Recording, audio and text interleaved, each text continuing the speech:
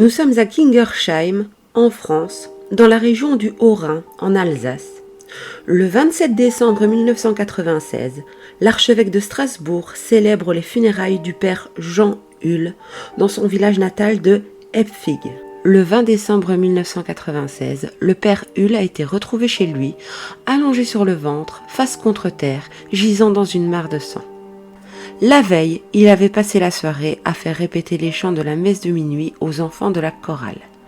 Le père Hull était un homme dévoué, très aimé de sa paroisse. Tout le monde fut bouleversé d'apprendre sa mort. Les gendarmes n'ont alors aucune piste, il n'y a aucune trace d'effraction et pas d'arme du crime. Ils commencent alors à envisager la piste du crime satanique, étant donné que le prêtre avait été poignardé 33 fois, ce qui est égal à l'âge du Christ, et que quelque chose ressemblant à un pentagramme aurait été gravé sur la main de la victime. Les enquêteurs ont alors passé en revue tous les dossiers pour crimes sataniques en France et l'un d'eux attira leur attention. En effet, 6 mois auparavant, dans la nuit du 8 au 9 juin, à Toulon, en France toujours, 2 filles et 2 garçons profanent la sépulture d'Yvonne Foin, une septuagénaire enterrée depuis 20 ans. Ils ont alors extrait le corps de la dame pour y enfoncer un crucifix renversé dans son cœur et lui ont ensuite crevé les yeux. Parmi les 4 coupables, Anthony Mignoni, qui écopa d'une peine de prison de 4 ans avec sursis, chanteur connu sous le nom de Xaphan de plusieurs groupes de black metal tels que Funeral, Seigneur Volant, Kristallnacht et Finis Gloria Dei.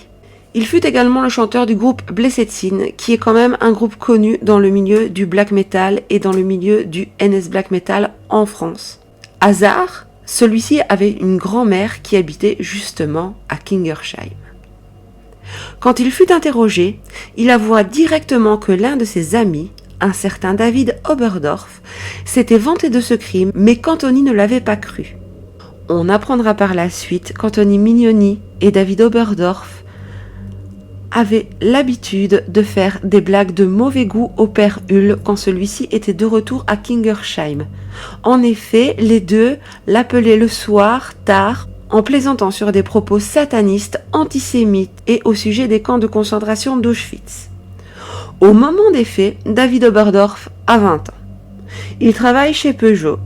C'est un métalleux, il est toujours habillé en noir et fan de black metal. Il vit toujours chez ses parents, à 300 mètres du presbytère du père Hull.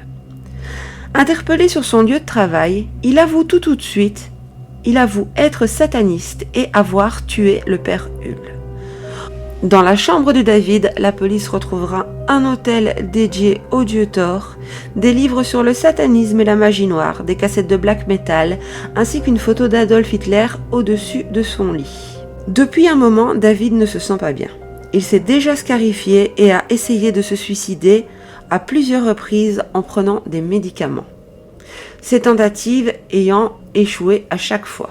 Il annonce aux policiers qu'il a eu un flash satanique, qu'il avait été possédé par un démon et que le 19 décembre 1996 au matin, il aurait commencé à entendre des voix qui lui ordonnèrent de tuer un curé. Les voix lui auraient dit « Il faut que tu tues le curé, tue-le et tu seras délivré de tous tes malheurs ». Après s'être enfermé toute la journée dans sa chambre, il n'en pouvait plus d'entendre cette voix. Il s'empare d'un couteau de chasse qu'il avait échangé au préalable contre un album de Cannibal Corpse et part à vélo vers le presbytère. Il frappe à la porte, le père Hull ouvre et David Oberdorf lui explique avoir des problèmes et avoir besoin des conseils d'un homme d'église. Une fois à l'intérieur du presbytère, David raconte que son ami Stéphane a tué quelqu'un et qu'il le cache chez lui. Le père Hull lui conseille d'en parler à la police et va chercher le téléphone dans son bureau. Il faut savoir que nous sommes en 1996, qu'il n'y a pas ou très peu de smartphones, de téléphones portables. Donc on suppose que le père Hull va chercher son téléphone portable ou son téléphone sans fil dans son bureau et revient dans la presse principale.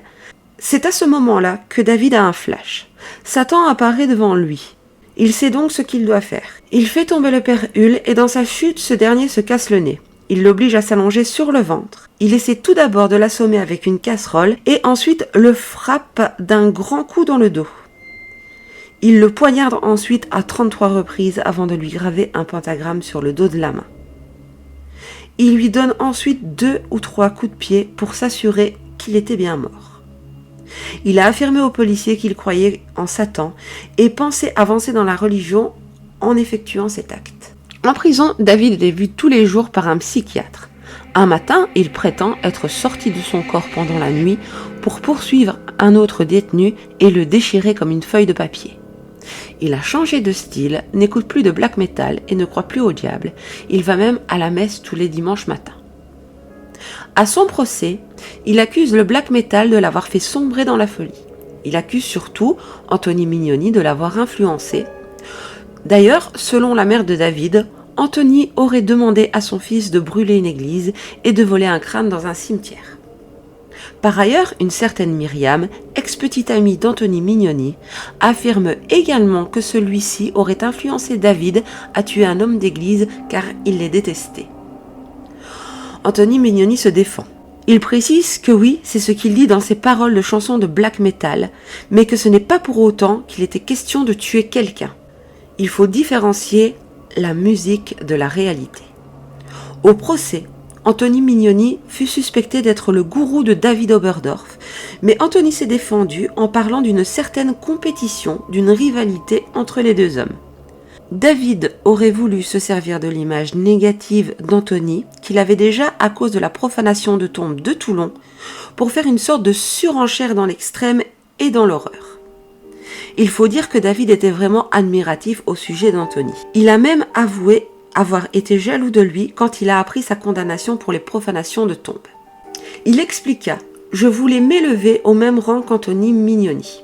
Le psychiatre qui suivait David a déclaré que celui-ci présentait des troubles psychologiques ayant altéré le contrôle de ses actes, mais pas son discernement. Il était donc en pleine responsabilité pénale de son geste. L'avocat général a déclaré que David avait agi comme un assassin crapuleux, qu'il avait été calculateur et qu'il n'avait pas agi sous le coup de la folie, car il avait bien pensé à jeter les gants et se débarrasser de l'arme du crime, ne laissant aucune trace sur la scène de meurtre. Il dit aussi que David n'était pas une victime, qu'il n'avait pas été sous l'influence de son ex-ami Anthony Mignoni, même si celui-ci était un sataniste pur et dur. D'ailleurs, au final, David a même déclaré qu'Anthony lui-même ne lui avait pas vraiment dit de tuer un prêtre. David n'exprimait aucun regret et ne montrait aucun sentiment de culpabilité. Il racontait dans les moindres détails le meurtre sordide du père Hull. Il semblait apprécier décrire les odeurs, les bruits et les sensations que lui avait procuré le meurtre. Dans cette tragique histoire, un certain Stéphane Fest fut également inculpé pour complicité dans le meurtre de l'homme d'église. Pendant le procès, il avoue que David Oberdorf se serait confié à lui à propos du meurtre, mais que lui non plus ne l'aurait pas cru, mais cependant l'aurait quand même aidé à se débarrasser de l'arme du crime. Malgré que David se soit converti au christianisme, qu'il ait écrit une prière en la mémoire du père Hull et qu'il ait présenté ses excuses auprès de la famille, de l'église et de la communauté de Kingersheim, la cour d'assises du Haut-Rhin le condamna à 20 ans de réclusion criminelle. Son ami, Stéphane Fest, qui l'avait aidé à se débarrasser du couteau, fut condamné à 12 mois de prison, dont 8 avec sursis, et fut donc libéré sur le champ. Aucune charge ne fut retenue à l'encontre d'Anthony Mignoni, la cour jugeant que celui-ci n'ayant aucun rapport avec le meurtre du prêtre. C'est ici que s'achève cette terrible histoire sur le meurtre du père Hull. Alors, qu'en pensez-vous ? Pensez-vous qu'Anthony Mignoni est en quelque sorte responsable du meurtre ? Pensez-vous qu'il était le gourou de David Oberdorf ? Ou bien pensez-vous que cette histoire de surenchère de la violence dans le milieu du black metal ait poussé David à commettre ce meurtre sans pour autant qu'Anthony Mignoni soit impliqué dans cette histoire ? Je vous remercie de m'avoir écouté et vous donne rendez-vous très vite pour un nouveau podcast. N'hésitez pas à vous abonner à cette chaîne.